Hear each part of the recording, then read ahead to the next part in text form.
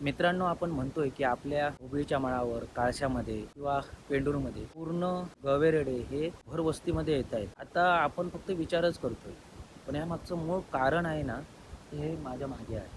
कारण आज आपण बघितलं, जे आपले डोंगर आहेत, जे आपले सडे आहेत, ह्या सड्यांवर मोठमोठी जुनी झाडी आहेत आणि ही जी झाडं आहे, हा जो पूर्ण सडा आहे, हा पूर्ण ह्या वन्यजीवांसाठी राखीव आहे. त्यांचं ते घर आहे. आपलं स्वतःचं जर घर उद्ध्वस्त झालं तर आपल्यावर काय आपत्ती येते, आणि हे तर मुख्य जीव आहे आणि त्यांची जी घरं आहेत, पूर्ण जंगल आहे, ते जंगल तोड आपण करतो. तर खरं तर ह्या जमिनी आपल्याच आहेत, परंतु आपल्या फायद्यासाठी आपण ही झाडं तोडतोय.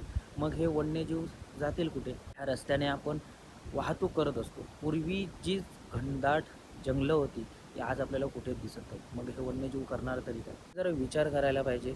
आपण जर अशाच पद्धतीची जंगलतोड चालू ठेवली तर कदाचित हे सगळे वन्यजीव आपल्या भरवस्तीतच येतील. ह्याचा मात्र विचार करा.